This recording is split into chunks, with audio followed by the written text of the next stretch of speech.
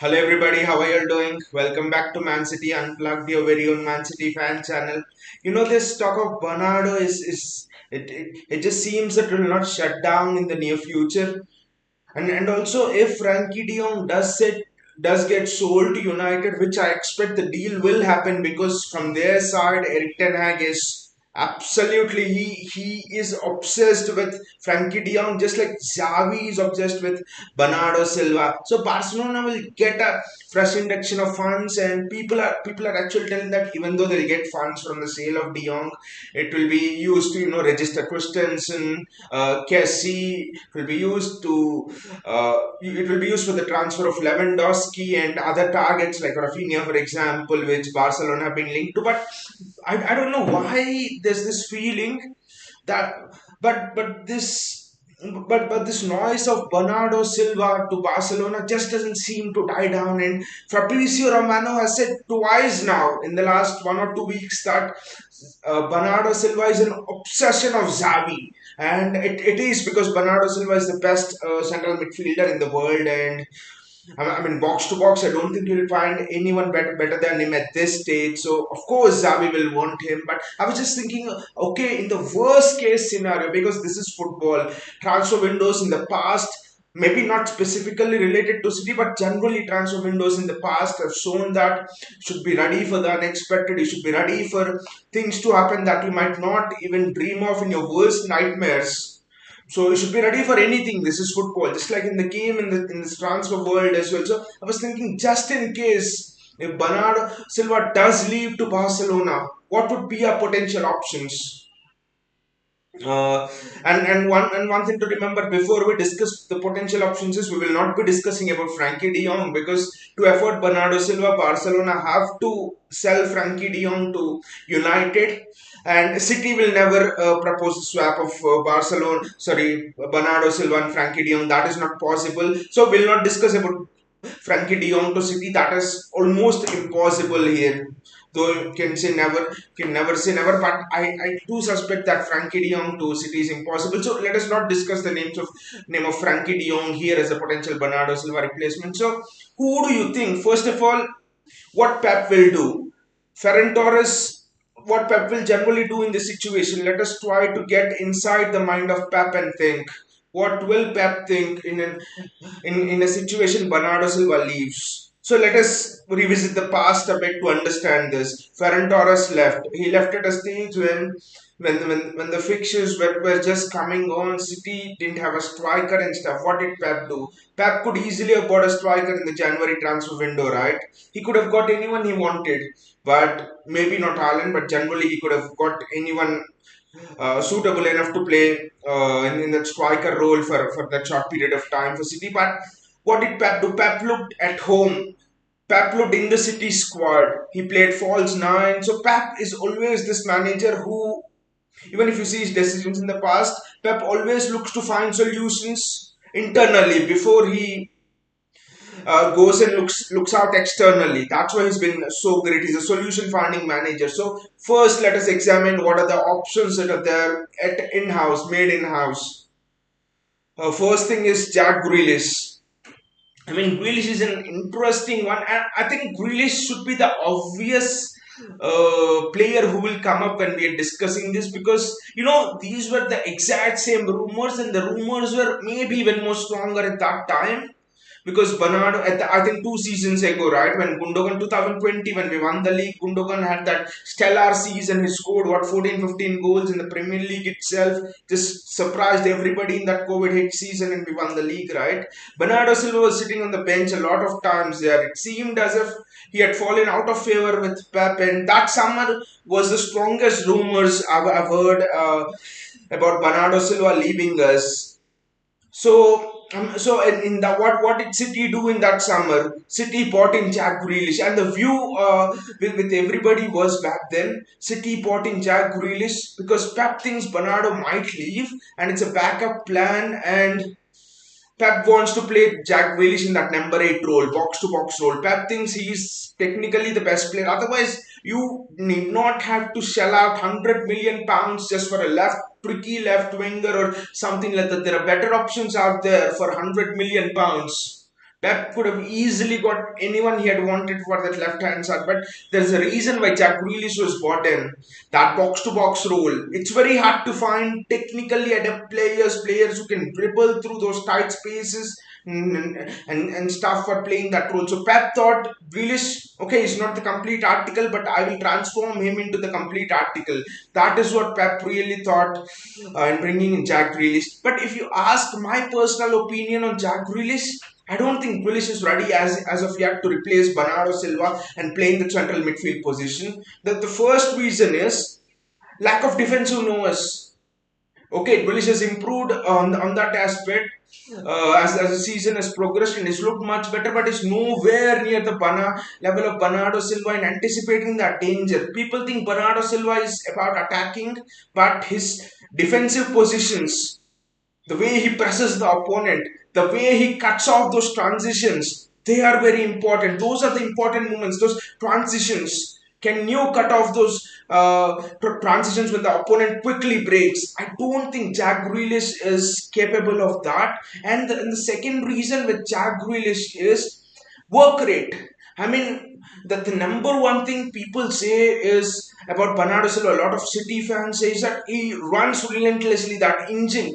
Does Jack Grealish have that engine? You've seen a lot of times when he was playing on the left flank, that Grealish wasn't able to go up and down with regularity. Pep even called him out early on in the season that Jack, you need to work hard, you need to track your winger, track your fullback and the opposition winger and all of that stuff. So I'm not convinced with the work rate of Jack Grealish and technicality as well. People think Jack Grealish is the messiah of this dribbling out of tight spaces and all. But in fact, if you see Jack Grealish, he often gets fouled very often, which means that people say, which means it is a hallmark of a player who is really good at dribbling. I see the opposite. It means that Jack Grealish is late. He's late in the recognition of space. That is why Jack Grealish is getting fouled so much. Vishnu is here. Hey Vishnu, how are you doing? Bellingham is the man. Vishnu, I don't think Dortmund will sell Bellingham this summer because they've already lost Haaland. So that's why I'm not even including Jude Bellingham. Here, Bellingham would be the perfect fit for Bernardo Silva, but again, Dortmund will not sell him, I think. And next season, I think there'll be intense competition for Bellingham. Reports are coming that Liverpool might be interested in Bellingham and stuff. But this season, I don't think Dortmund will sell Bellingham. So about Jack Grealish, so you know what Bernardo Silva does? How many times have you seen Bernardo Silva getting caught when he's dribbling out of tight spaces? I don't even remember many times. One, two times, three times in the entire season. And that is the difference between Bernardo Silva. Jack Grealish gets caught over there. Jack Grealish, when he wants to inject a tempo into the play, he can't turn quickly enough. He gets fouled. And a Bernardo Silva does that. Playing as a DM for City is playing as a central midfielder for City is also about slowing the tempo down and also picking the tempo up. I don't think Jack Grealish is at that level right now where he can control the tempo of the game. So I don't know about you, what you guys feel about Jack Grealish, but for me, Jack Grealish is better on the left flank. He's not yet ready to play in that central midfield role. He at least needs 2 more seasons under Pep. The next choice is Phil Foden. I mean, this is my favorite choice, guys. Phil Foden. The number one reason being, we haven't had this kind of a player playing the central midfield role. In an FA Cup game, I think, in the previous season, Phil Foden was plucking balls like Perlo. He was playing those long passes which are Perlo-esque. Even Bernardo Silva doesn't do that. That is a unique trait of Phil Foden here. And all of the things I've described about Jack Grealish, all of the negatives, none of them can be seen in Phil Foden. If you see, the guy is really quick of the turf. He has a great recognition of space. Phil Foden is literally untouchable. I mean, unpressable. He just turns very fast. Everything. His work rate is really good. Defensively, he helps people well. He knows how to. foul the opponents in those critical regions to prevent transitions. So Foden, and also he does something extra that Bernardo Silva doesn't do. He pings those passes, like I said, which can set off a Haaland, which can set off a Alvarez, and stuff like that. And also another thing is Foden can make those runs from deep at a rapid pace, which sometimes I think Bernardo Silva doesn't do quite often. So Foden will be the man for me. But there's a negative with Foden here. Playing on the wing is definitely different than playing on in the central midfield. Like again, I said controlling the tempo, and all we see Foden on the wing is play that fast-paced tempo. I think Pep said this in last season that if Foden has to play in the midfield, if he has to get exposure playing those central roles, he has to know how to inject the tempo of the game. David Silva does it very well. Kevin De Bruyne does it. Bernardo Silva does it. So that and I think that cannot be taught. That you get that with the maturity in you as the years go by. I expect Phil Foden to get into that central midfield role. He's always a midfielder for me, even if he's playing exceptionally well on the wings. But right now, that is one thing Foden needs to learn. You never know. Foden might be matured enough to actually realize that how to inject the tempo in the game and stuff like that. You never know unless Pep tries him in that position. But out of all of the players we are going to discuss today, you will see that Phil Foden will be the closest in replacing Bernardo Silva. And also the tenacity in the press is actually very interesting from Phil Foden, which Jack Grealish doesn't have. That's another factor because Bernardo Silva is the leader of the press for us. He dictates the press, and who else can match that? It's Phil Foden for me. And this is something outside of the box. You could say this is an outside player, Matthews Nunes. I know we were linked to him, but then he seemed to have agreed a new deal or is close to agreeing a new deal with Sporting. But he could actually be a replacement to Bernardo Silva. But my concern with Matthews Nunes is he's more of a Fernandinho replacement than a Bernardo Silva replacement, which means his defensive nose is excellent. He knows how to dribble out of those defensive spaces very well. But attacking wise, he doesn't go forward with as much of a tempo as Bernardo Silva does. And also his positional play is not that strong. Remember guys, next season we will not, if Bernardo does leave, we will not have time for another player to come and check that position like Rodri did in and out of the team to replace Fernandinho 2-3 seasons ago. Someone, a central midfielder, if Bernardo leaves, has to come and settle into the team instantly because it's a World Cup year. We'll be playing almost 9 matches before the first international break. You'll almost be playing 2 matches a week. You're competing against Liverpool. You're competing against Chelsea, who will be getting stronger, and Arsenal, who's potentially signed Fabio Vieira, who will be signing Rafinha, who will be signing Gabriel Jesus. And what will be the difference between those teams who have strengthened attacking wise and as if we lose Bernardo Silva? Will be weakened in that area, and that is the area of preventing transitions. Opponent is strengthening attacking wise and we are losing defensive wise. So that could be a problem if Bernardo leaves. So Matthews Nunes is definitely a Fernandinho replacement and not a Bernardo Silva replacement. I brought up this name here because this name is trending a lot, especially in all of the City forums, City media outlets reporting that maybe City are looking at Matthews Nunes, stuff like that. Those are all false rumors, guys. I can tell you, not much story in this and that. Calvin Phillips is a very interesting one. Calvin Phillips, like I said, he has the tenacity in the press. He knows how to play the long balls.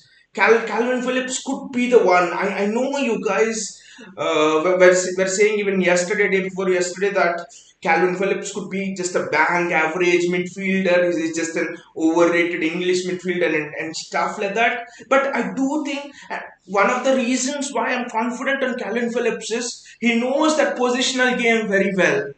He has pressed very well under that Marcelo Bielsa system. He has held the fort in that Bielsa system. He's played as a two sometimes in the Bielsa system, and Bielsa decided to change it up a bit. So Phillips has actually played in that role a bit, and also for England, Phillips sometimes plays in a two. So I mean, I know that you'll. I know a pivot of Rodri and Calvin Phillips. That sort of a pivot has not worked out for us in the past, because Rodri Fernandinho, what do you remember? The nightmares of us suffering defeat against Lyon, right? And also and another game against Spurs or Monaco, I don't know. So a double pivot has not always worked well for us. But I think that Calvin Phillips has more of an attacking flair than people actually give him credit for. Yes, his tackles are more crunching and stuff like that, but so the two names I would say are Phil Foden and Calvin Phillips.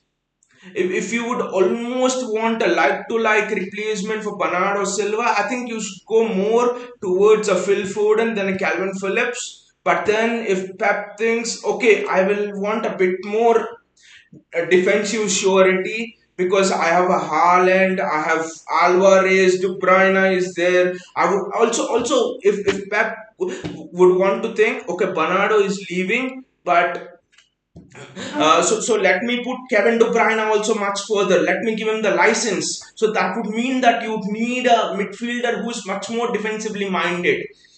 So Calvin Phillips would be better then. Utkarsh is here. Hey Utkarsh, how are you doing? He says, I don't want Silva to leave. Beat any player that comes in, he will need at least a season to adjust. And if he wants to leave, we must sign a player as ASAP and let Silva leave next year. Utkarsh, actually, that is the problem. You can understand that by even, I think, the comments that Pep made, because I found those comments actually very fascinating. Because Pep said, I don't want Bernardo Silva to leave, but if he's not happy, then we don't want to keep any of those players who are not happy. So literally, Pep is begging Bernardo Silva there to tell him if he wants to leave or if he wants to continue. But I think it's not such an easy thing, because the De Jong deal between United and Barcelona is not easy, because United, are absolute misers. They just bargain for every penny. So that deal, I think it will stretch till the start of next season, or something like that. So if that deal doesn't happen, Barcelona will not come in, and we will not know should we replace Bernardo Silva or not. And if that deal happens very late and it will happen near to the closing of the transfer window, then it leaves us with very less options, because at that stage, it's almost like if Bernardo leaves with an aggressive bid from Barcelona, it's almost like your cards are open. It's almost like people will inflate the prices. That stage, if you want Jude Bellingham, he'll be 200 million pounds. At that stage, if you want a Matthews Nunes, he'll be 100 million pounds, because people know you're desperate for a midfielder, and people know that you have the cash. You've sold Bernardo Silva. So the thing is, if Bernardo Silva goes early, like you said, that's good for all parties. We could actually bring in another midfielder, but whatever Pep things we can do. But if he leaves late, that is the conundrum here. And I think that is why these transfer windows are tricky. If he leaves late, that would be a disaster. If he leaves late, I don't think we are going for another midfielder actually. We will be looking to find solutions in-house. I would not be surprised if actually James McAtee, but like you said, Utkarsh, it's very difficult for someone to just come in and adjust right to the system, that to a midfield system. If you're playing as a midfielder at City, it's almost like you're playing the role of Pep, being inside the team. You're literally the conductor of the orchestra. You're running everything there. So who is that player who Pep can trust? And another thing, it was intriguing. A few media outlets were actually talking about a change in formation. If Bernardo Silva does leave, maybe with two pivots and De Bruyne playing much more forward, or maybe Pep switching to back three, which is considered as one of his dream formations he wants to try out, but he has never been able to implement since his Barcelona days.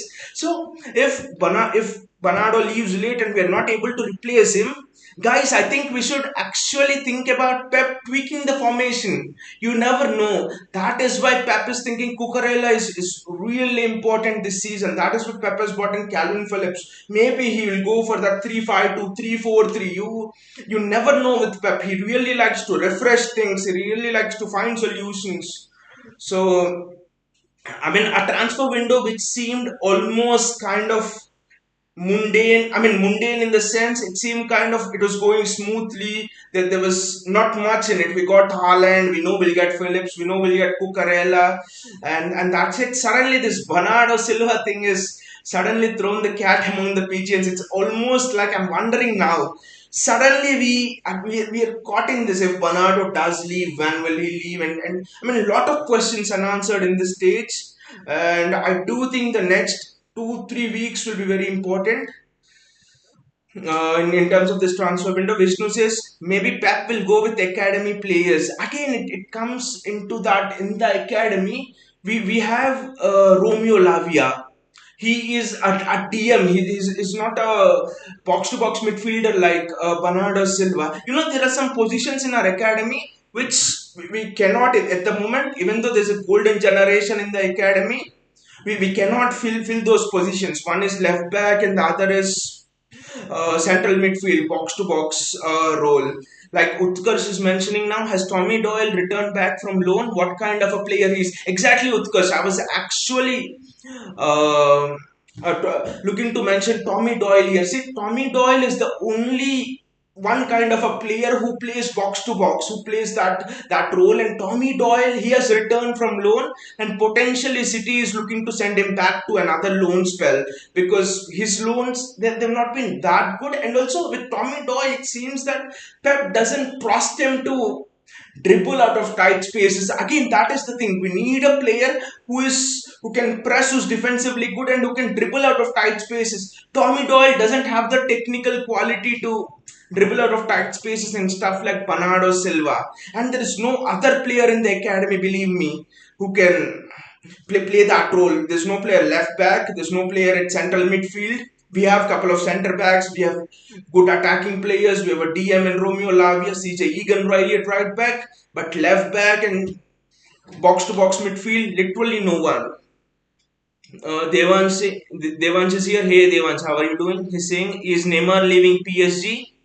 There were some rumors about it, Devansh, but honestly, I have not looked into it so deeply. Neymar leaving PSG, because who will buy him and where will he come? Potentially, he might come to Newcastle. I think that is the only destination which could give him that much salary. And also, right now, seeing from a good global perspective, inflation rates are on an all-time high. The economy is not good, that good of a structure, and who will pay so much of wages to Neymar? And that too, you're literally paying him for sleeping on the hospital bed. That is what you're doing with Neymar. I think the guy has lost all the interest, and it would be very brave even for Newcastle to go for Neymar actually, because you know the first signing when you are taken over, the first signing that you make, it's almost really a kind of a statement signing. And I don't think right now Neymar is that kind of a statement signing. He was 4 years ago, especially when PSG made it maybe from Barcelona, but not now. He's just turned shit. Devan says some City pages on Insta are suggesting City can go for him. No, if City goes for him, Pep will not sign a new contract. I can say that. Pep will not at all sign a new contract. I mean, the guy, first of all, Pep doesn't care even if you don't have technicality to highest level and stuff. What you need to have is that attitude and that work rate. And if Neymar had that attitude and work rate, he would not have left Barcelona first of all. The fact Neymar left Barcelona just shows that he doesn't have that appetite to compete and take on people like he was taking on Messi then for the Ballon d'Or. He's just not a fighter. That is the indication back then at City. And at City, and we don't want people who can't fight for the badge. I mean, I can bet you Pep is someone, if Haaland doesn't play well and adjust to his system, Pep will drop Haaland.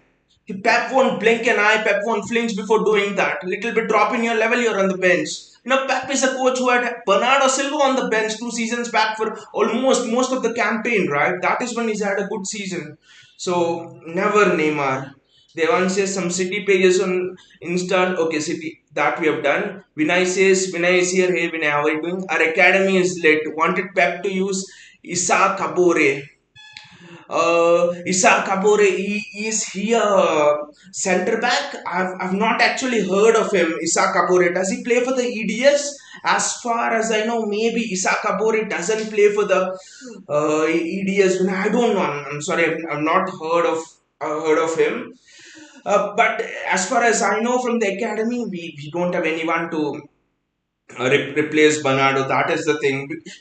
We had Angelino coming for left back, but that hasn't worked out well. I think as long as at least Pep is there, we'll have to accept the fact that we'll get more of great midfielders from the academy than the defensive players, and that is obvious because of the coaching style and stuff like that. And also there are other reports, guys, which is very good news for the academy, that uh, it seems that sources around Pep are suggesting Pep might be looking to use Cole Palmer with more regularity. And it's expected that Cole Palmer will be getting more minutes this season because there is Mahrez who's getting old, and probably Alvarez will take time to settle into the system. However, of a great talent he is. So Cole Palmer understands the system well. Pep, I think it was recently only, Pep said something about Cole Palmer. He said that it's really difficult to find someone like a Cole Palmer, especially someone who has that sense around the box. Most of the time, if Palmer gets the ball, just outside of the box or in and around the box, it ends up in the back of the net. That sharp shooting and that skills, it's very difficult to find. So this is an indication that Cole Palmer will be the next player to break through into the team, I think. Utkarsh says, when does Bernardo contract end? It actually ends in 2026. Utkarsh, I think that is one of the reason why we have an upper hand. It seems so, but then yes, 2025 to 26 in that year it ends. So we have an upper hand, but actually we don't, because when Barcelona come. See, Ferran Torres, we just signed him for 1 year, right? He had 4 more years left on the deal. Pep actually gave him opportunities in a lot of positions, right wing, striker, when left wing sometimes. He learned everything about the system, and then he wanted to leave. And we let him go. See, when clubs like Barca come, clubs like Real Madrid come, it's almost the pull. I don't know why, but it's that pull, and player's head will get turned, and I think you can't keep him. The length of the contract doesn't matter then.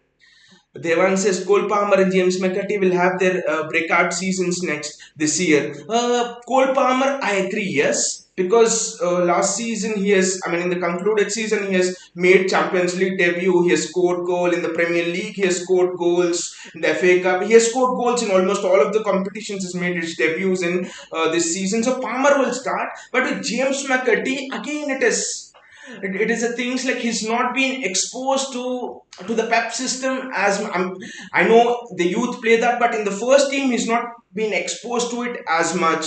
So James McCarthy's breakout season will be next year, I think, not this year, because you know how Pep likes to bring players in, like he did to Ford and did to Cole Palmer, give debuts in a couple of matches and then observe what happens and then take a decision on is the player good enough to actually play at that sort of a level and stuff. JSK says, hey JSK, how are you doing? JSK says, Haaland rejected Real Madrid, great respect to him. Actually, JSK, that's actually well put, that's a great spin if you're a City media person, or great thing from a City fan. But I actually think the key to the Haaland deal was we moved in really fast. Madrid were concentrating on Mbappe and we moved in for Haaland. If, for example, we didn't move in for Haaland so quickly, and if Madrid didn't get Mbappe, Madrid would have gone for Haaland, and I don't think we would have got Haaland actually. I know Alvin Haaland, he played for City and all, but again, the lure of a club who has won the Champions League, Real Madrid, they say Galacticos, Madrid come to Haaland and say, you will be our next Galactico, you will be in the line of Zinedine Zidane, David Beckham, Guti, Cristiano Ronaldo, Luka Modric. I mean, these kind of people, it will turn anybody's head, right? So if we didn't move fast for Haaland, whatever the media might say, whatever City might say, I don't think we would have got him actually. When I says who's Silva's replacement, can't think of any. Yeah, exactly. That is actually the thing. Uh, that's actually the thing. We are also struggling here. Who is Bernardo Silva's replacement if he leaves? Because but the one thing which we have discussed today in the chat and in the show especially was Foden and Calvin Phillips could be options, but we think Phil Foden is the best option in house, especially with the players available here. But outside, if you see, I don't think there are any players who could replace Bernardo Silva there. Could you go for Frankie de Jong? Well, no, I don't think that is possible. And then who are there? Xiomini is gone. Camavinga was already gone. Jude Bellingham is not for sale. Suddenly, you don't find those kind of midfielders. I certainly thought Tango Ndombele was one, especially when we were playing Leon and the way he used to dribble out of spaces. But somehow Pep wasn't interested in him, maybe due to his lack of work rate. That proved correct. He hasn't been that successful in the Premier League. Vinay says JSK and that release clause is fake. I guess. I think it's fake. It's hyped up by Spanish media. Just look at the timing, guys, of when that release clause came out. Florentino Perez has a press conference a week ago. He's like literally pissed off that he didn't get Erling Haaland. And then the reports of Spanish outlets like Marca and all come out that he has a release clause. Madrid will go for him in 1 year, 2 years. Who are we? What will we do if Real Madrid go for him? Will we let him leave like that? No, we will never let him leave like that. So it's just fake. I think it's just a fake release clause that is pumped up by the Spanish media to unnerve City. I think it's a fake release clause brought about by the Spanish media to uh, take out all their anger that they now don't have any superstars left in their league. No one. No superstars left since Messi and Ronaldo. So I think that is another reason they missed out on Mbappe and Haaland. Honestly, who will be the next two big things in the world? JSK says nope, it's confirmed by Fabrizio. He chose City over Madrid because of the better project and personal relation. Yes, Fabrizio said that, and Fabrizio also said don't believe all this false rumors after City. But it would have still been an interesting thing if both Madrid and City went for Haaland and Madrid was not concentrating on Mbappe. I do want to believe that Haaland chose City for the project because I'm 100% sure that is the case. I'm 100% sure because there was news of a phone call between Pep and Haaland in the Athletic as well, and they discussed how Haaland would fit in the system and stuff. So I'm very sure about that because of the project, but it's just a random thought that what would have happened if Madrid and City went for him at the same time, and if Madrid were desperate to get him as Benzema's successor. You cannot predict those things in the transfer market. They could go anywhere. Vinay says, to be honest, Haaland has a challenge to win UCL and play in Premier League, whereas Real Madrid won everything.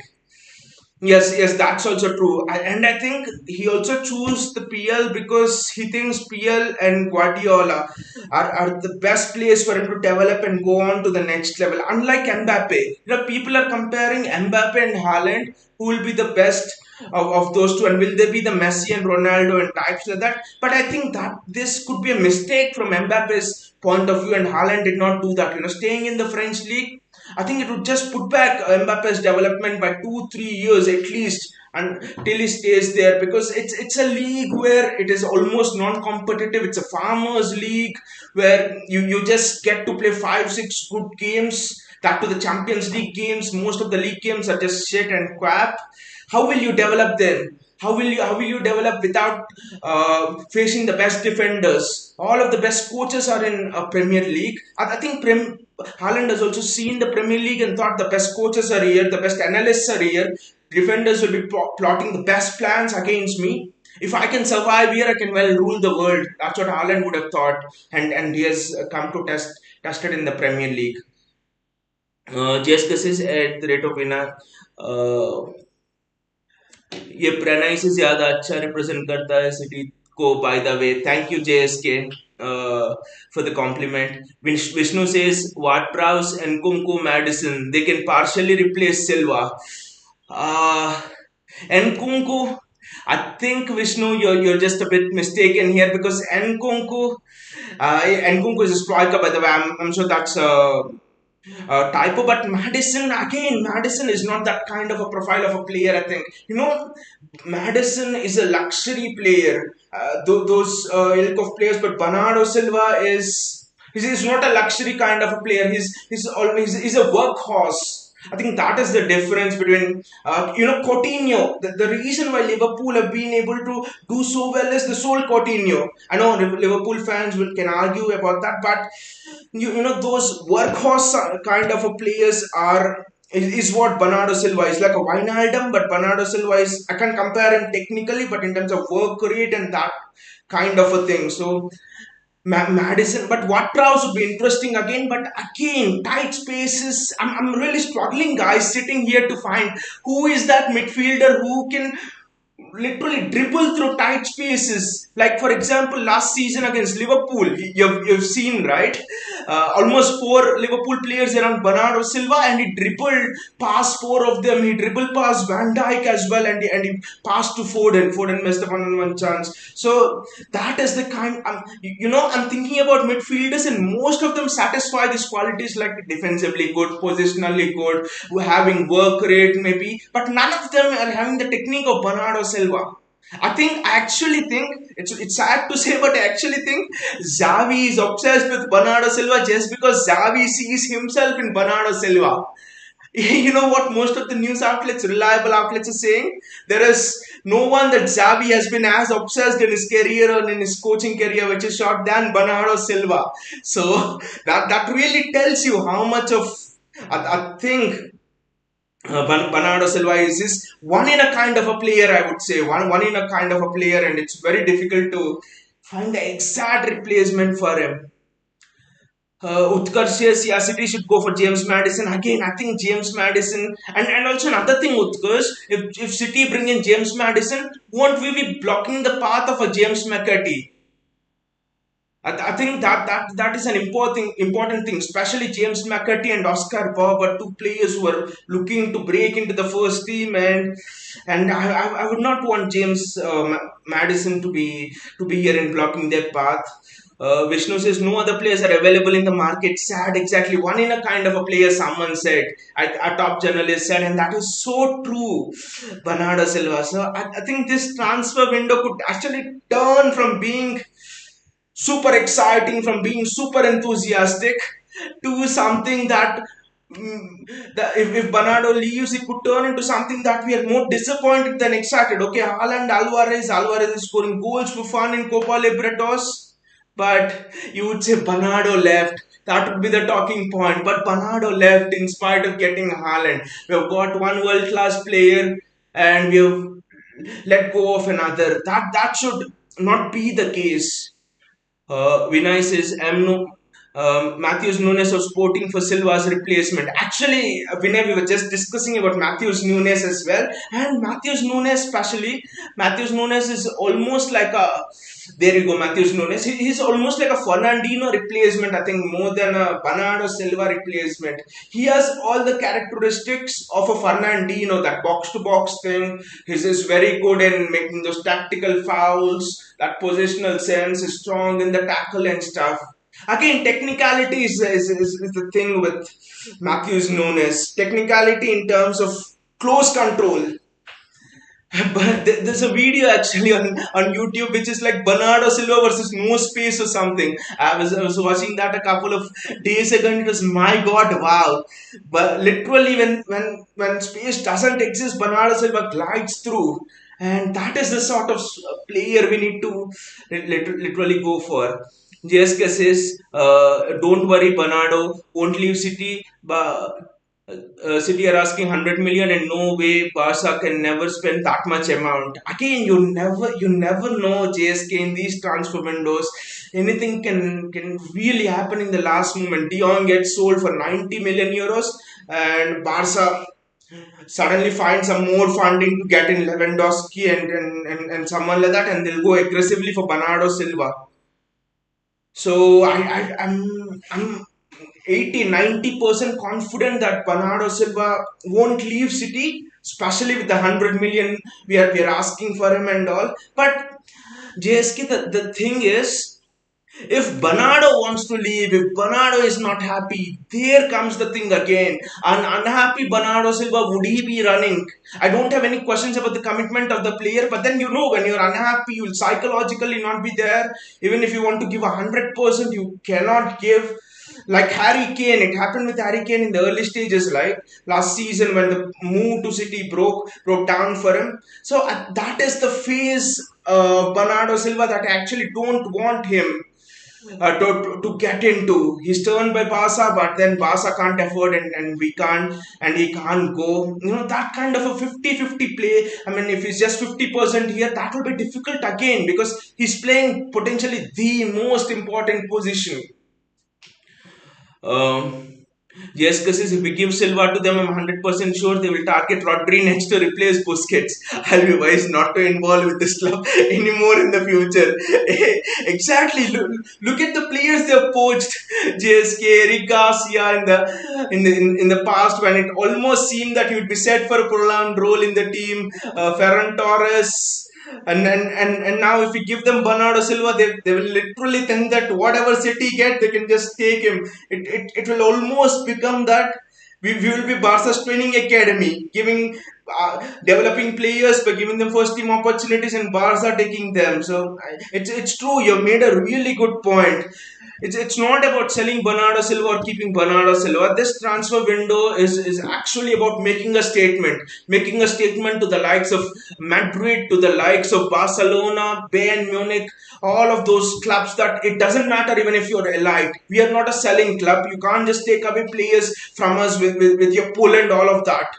Maybe you could 2-3 years ago, but not right now anymore. Players come to us because they believe in our project, they believe in our dream. So it could be a statement actually, if not selling Bernardo Silva to Barcelona. Big statement. Utkarsh says James McAtee breaking into the first team is highly unlikely. Madison is Premier League proven player. Utkarsh, actually the problem here with James McAtee is James McAtee has outgrown EDS football. He scored 17 goals in the 21 games last season. He's literally scoring hat tricks for fun. So there's no other place. Two options. Can I either send James McAtee on loan, or Pep should integrate him into the first team. McAtee has really bulldozed that first team door. If you see McAtee, I can almost remember a Foden when he was breaking into the first team, breaking all of those records in the EDS, and now if you see McAtee, you will think, no, this guy is over for EDS football. This guy has to be in the first team.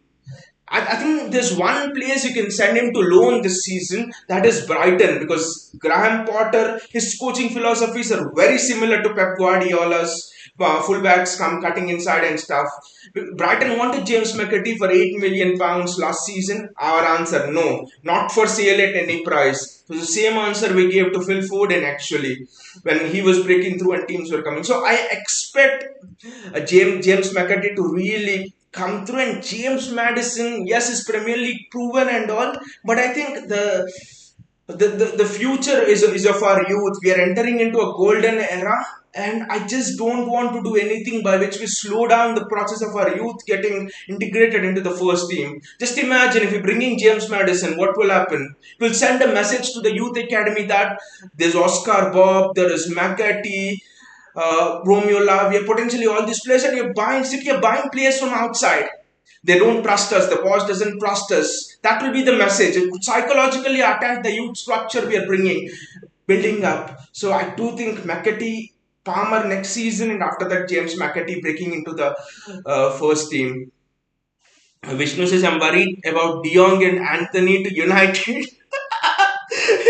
Vishnu, you should be worried, but it's a slight correction. You should be worried about the players. You should be worried about what will be the futures of De Jong and Anthony. Really good players have gone there and they've just turned to average, I mean below average players. Even Bruno Fernandes can't pass. He cannot pass anything. He can pass nothing now. It is almost having a dreadful season. So I think you should be worried about the players. Vinay says Pep can sanction Silva move, also robbing us on its 60 70 million mark. Mark my words. Uh, I don't think Pep will sanction Silva move at 60 70 million pounds. I think this, if Pep has to sanction a Silva move, I think it will be at 90 million pounds this season. If it is at 60 million pounds, I think it will be next season.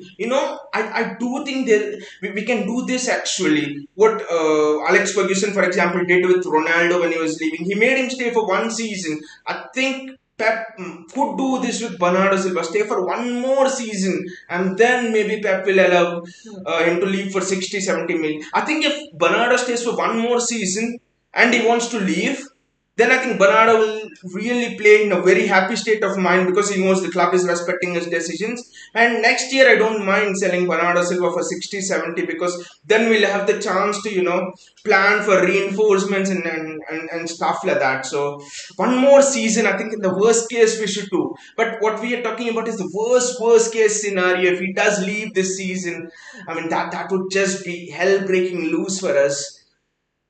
Vinay says McAtee is silky smooth. They say he can glide through spaces like they cannot exist. So yeah, McAtee, mark my words, is the next David Silva. They say is almost that. With Foden, the thing is why Pep has not played Foden in the midfield. Because Foden cannot control the tempo of Foden is always almost one paced.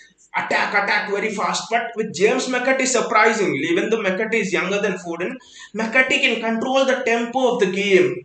So I think that is why Pep will trust James McAtee in the midfield. And also another thing, I don't know how this is happening, but most of the players breaking into our first team from the academy are having this sense of, scoring goals in and around the box, even from outside the box. Foden has that excellent knack of goal.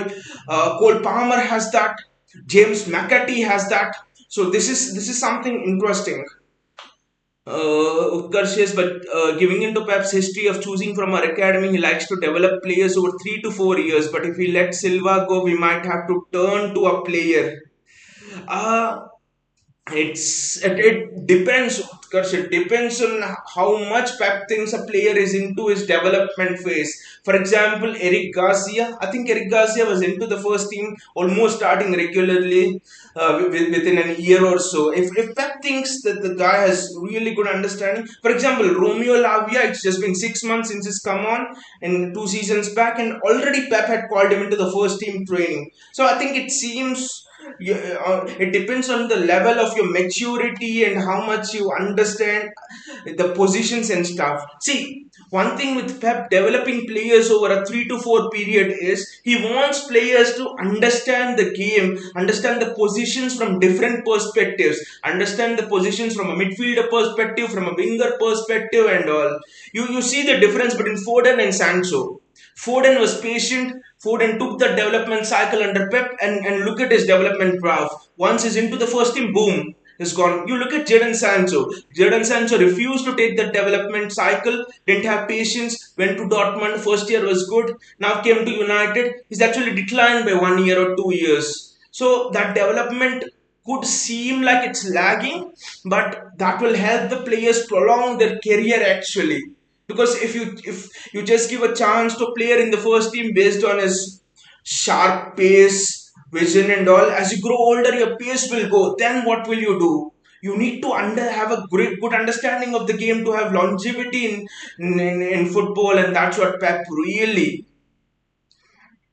is there, and he develops youth to the next level. JSK says then we need to play the PSG card 150 million for Bellingham.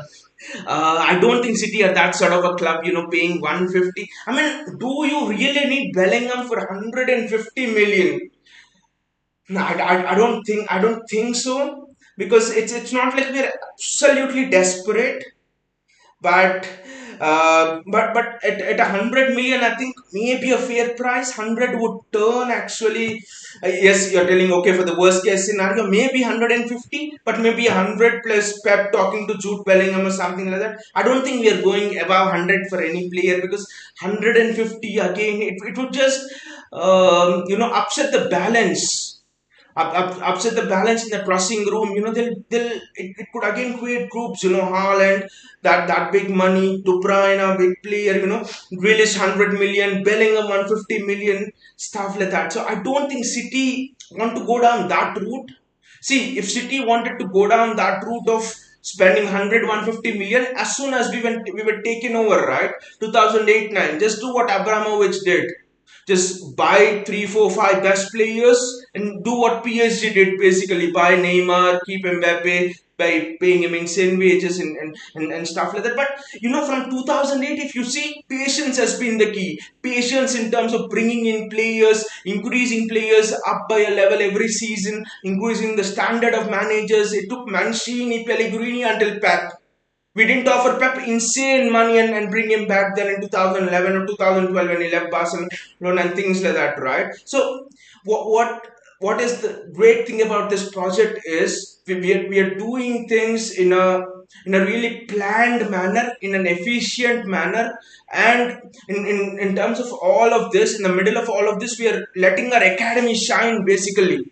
We are staying competitive, and yet we are letting youth slowly seep through. It's drop by drop, I know now, but mark my words, by 2028, 29, 6, 7 players, 8 players will be from our academy.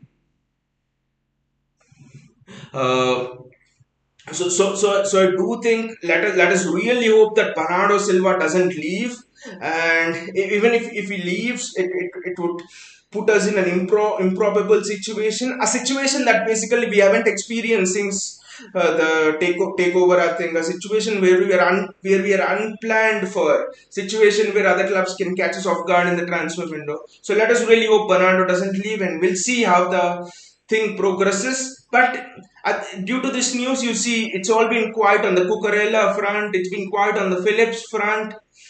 I do think we will announce a deal this week. I really want us to sign Cucurella this week and announce it. That would really make me actually feel a little bit more, less anxious that we have got Cucurella. We have finally unlocked that left hand side. The worst case scenario here is us losing Bernardo Silva and not getting Cucurella because they're signing insane wages. JSK says, by the way, do you live in Denmark, or your bio is showing Denmark? Actually, JSK, I was in Denmark actually, but right now I actually came back to India. I was in Denmark 6, 7 months ago, so and then I came back to India. So right now I'm in India. I just forgot to change the bio actually, the country settings and all there. So let us see how this transfer window goes, guys.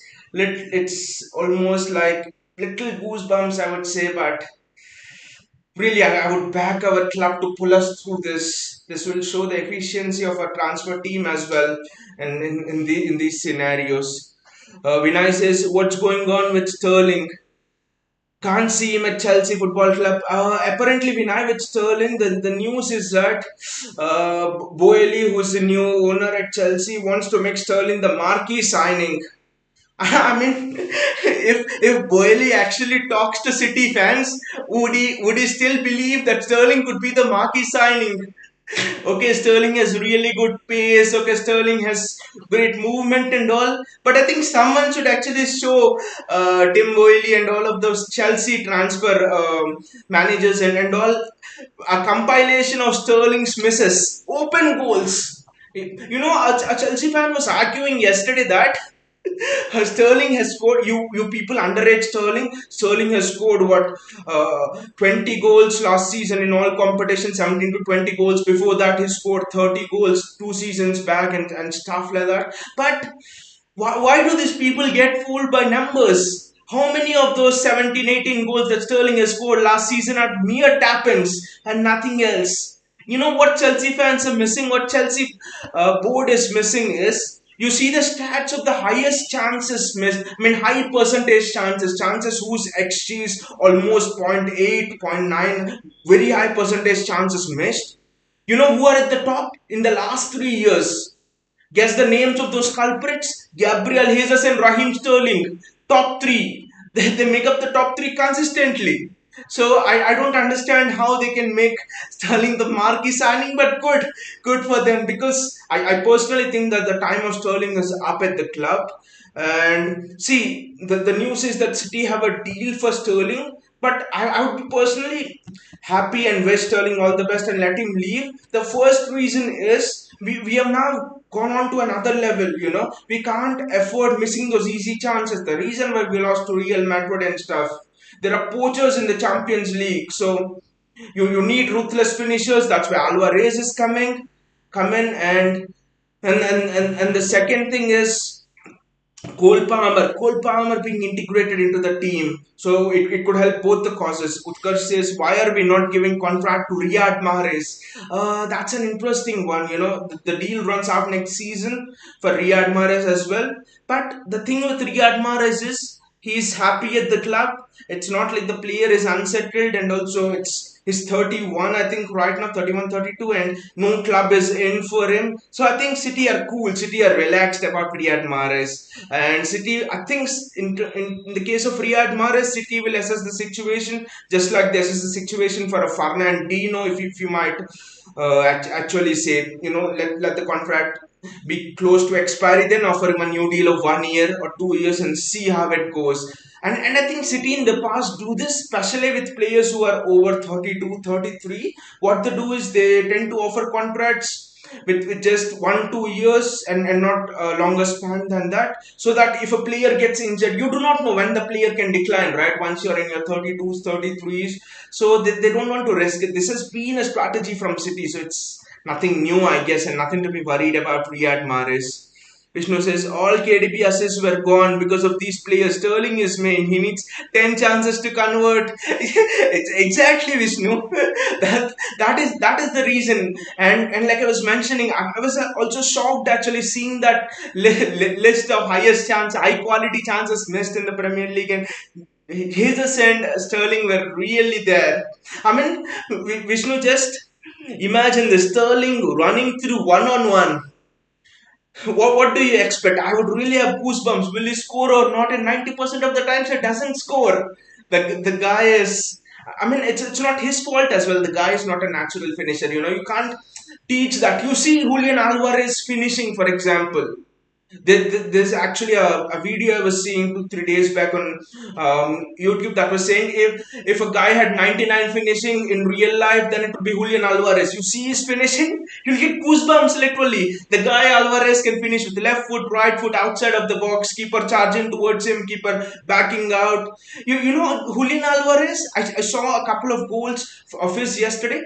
When he cuts in, he doesn't want to go across the keeper. It reminds me of Aguero. He likes to bang it into the top corner. You know, Aguero has that special finish where he bangs it in the near post and into the roof of the net. That is what Alvarez, the level of Alvarez finishing is. Vinay says both Jesus and Sterling are very poor 1v1. And the thing Vinay here is that they are the ones who get the most high quality chances. See, KDB is struggling to beat Thierry Henry's, not Thierry Henry, Cesc Fabregas record of 18 assists or something like that for a long time. I bet you if Erling Haaland is there, you should not be surprised if in the first 5, 6 matches, KDB, you know, beats that record, because if Erling Haaland gets even half of the tappings that Sterling gets, KDB is gonna make a world record of the number of assists. I literally can't wait for next season to start with KDB in front of him, Haaland, Alvarez, Poches, Foden. Now you see our front three literally was Sterling, Foden, Sterling, Jesus. Okay, Foden is a good finisher, but the rest too, you're like, okay. And De Bruyne was so frustrated with them that at the end of the season, he himself was finishing up. If you see goals, 4 goals. and stuff like that. Newcastle, he had scored the goal, De Bruyne. So I do, and you see the front three this season: Foden, Haaland, Alvarez. All three of them are deadly of the deadly finishers. They're the bosses of the deadly finishers. You can't get anyone better than them, guys. Will be very interesting. Vishnu says Sterling is the key for the low block clubs. Uh, I actually think we will have a much better way of dealing with the low block clubs now. Okay, Sterling has that movement and pace, but guys, even Julian Alvarez has that movement and pace. I know we have actually not seen much of Julian Alvarez, and people have doubts that how will Julian Alvarez adapt to the Premier League and all of the stuff like that. But mark my words, his pace, his movement, the movement of Julian Alvarez is better than Raheem Sterling actually. And just imagine Foden, Haaland, Alvarez, they will literally stretch the low block defense like, this season people will be afraid after this season to play low block against us. Just imagine Cucurella, Foden on the left flank, Foden maintaining width, Cucurella cutting inside, Alvarez and Cancelo on that flank, Alvarez maintaining width, Cancelo cutting inside. How will a low block defend against them? See, against us. See, the thing with the low block is what they have done this season is they have defended narrow, sitting back in two blocks of 4 and 4 or 5 and 4 and literally be narrow. They are narrow because they know that the left back for City, Cancelo, can't go on the outside and put crosses in. Everything will be coming on the inside. But right now with Cucurella, he can go on the outside. Cancelo can go on the outside on his natural foot. It will be a nightmare to defend against. You can't defend narrow. If you defend narrow, pinpoint crosses will be coming into the box. And Erling Haaland, how are you gonna stop him heading pinpoint crosses? When we have made Raheem Sterling, when we have made Gabriel Jesus, who are not even 5'9" score goals from headers. What about Erling Haaland? So I think low block will be destroyed. People will be literally they'll have nightmares thinking about coaches will have nightmares thinking about playing low block against City this season. Pep wanted to do this for a long time. He was frustrated about the low block since the 2017 season. Literally, teams were keeping man marking a striker with the CDMs and our CDM with the strikers and all. Pep will teach a lesson to all the low block teams this season. It might be the extension of the low block teams. You might never know. Vinay says very exciting attack. Exactly, very exciting, enthralling. I'm getting these vibes thinking of our attack that we are gonna go on a superhuman adventure with this attack and Kevin De Bruyne behind them, Bernardo Silva, hopefully Cucurella, Cancelo supplying them in attack. I'm literally feeling as if I'm gonna go on an almighty adventure. It will be a big adventure, guys, next season, seeing our attack in action. Vishnu says that's why Pep is not loaning Alvarez. He needs time to adapt, and he's in Pep's plan. Vinay says with 4-4-2. Actually, Alvarez can play off the right flank as well. The thing with Alvarez is, this was interesting. A River Plate fan, I think it was a month ago, a River Plate fan said something very interesting. He said that you all are wrong. Alvarez is not a Sergio Aguero, or Alvarez is not the next Diego Maradona, something like that. Alvarez is the next Thomas Muller. I was like really surprised hearing this. What? It's in a long, long time that I've heard someone saying, "Oh, this player is like Thomas Muller." And with Thomas Muller, you can really think that what is Thomas Muller good at? Thomas Muller literally doesn't have a specific position on the field. He's almost like a butterfly. He can go in and out of positions. He is excellent in occupying those half spaces. He's excellent in linking up play and all of that. So Alvarez is that kind of a player, and the passing of Alvarez, guys, is top notch. They say that he's ready made for Pep system. He, if Pep can make a player in the laboratory with the right kind of passing and finishing and stuff, they say it's Julian Alvarez. I think that all of the hype is about Erling Haaland, hype from the media and all, but I think the real deal is Julian Alvarez as well. And it will be very interesting to see how people will deal with the movement of Haaland, Alvarez, Foden, three of the best movement attackers in the entire world, I would say. So Just I think opposition should be very afraid next season. So, anyways, guys, I really hope that you have enjoyed the show, you've liked the show. Thank you everybody for participating in the show. The interaction was awesome. Lots of things to discuss today, and you've really, you all of you guys have really lit up the show. It was fantastic. It was fascinating, very interesting chatting with you all. And thank you so much, guys. Again, if you have enjoyed the video, please click a like button, and also do click on the bell icon and the subscribe button if you want to get notifications. And I'll be back with a live video every day at this time. So see you all again tomorrow, and thank you all, guys, again. Take care and have a good night.